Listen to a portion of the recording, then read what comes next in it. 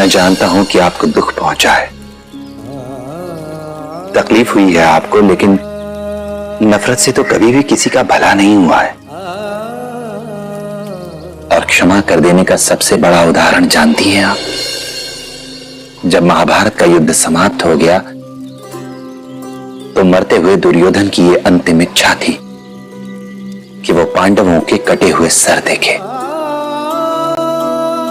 ये बात उसने अपने मित्र अश्वत्थामा को बताई। अश्वत्थामा दुर्योधन की हार और उसकी हालत से बहुत दुखी था। उसने दुर्योधन की ये बात मान ली,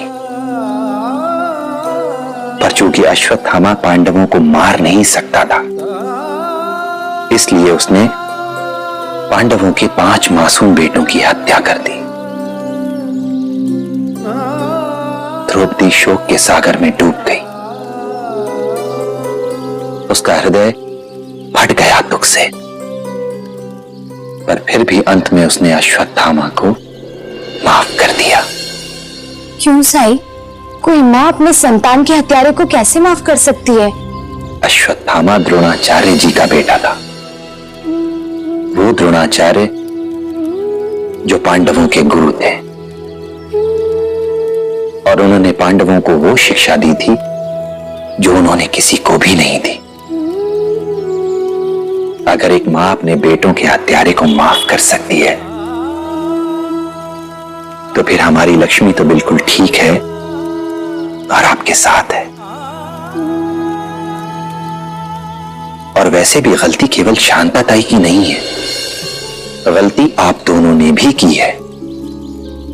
लक्ष्मी का ब्याह तय करने से पहले लड़का क्या करता है, उसका घर बार कैसा है, आपने ये जानने की कोशिश नहीं की। आप दोनों को ही ब्याह की बहुत जल्दी थी। बेटी को मां की चिंता थी और मां को बेटी की फिक्र। एक दूसरे से प्रेम करना बहुत अच्छी बात है, लेकिन प्यार में अंधा हो जाना, ये तो अच्छा नहीं है। अगर आप लोग अपनी गलतियों से सीख लेकर एक बार फिर से नई शुरुआत कर सकते हैं, तो फिर शांताताई क्यों नहीं कर सकती? तुम कहना क्या चाहते हो साई?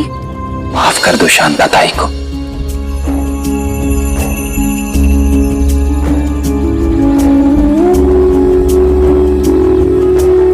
माफ कर दे अपनी हत्या को।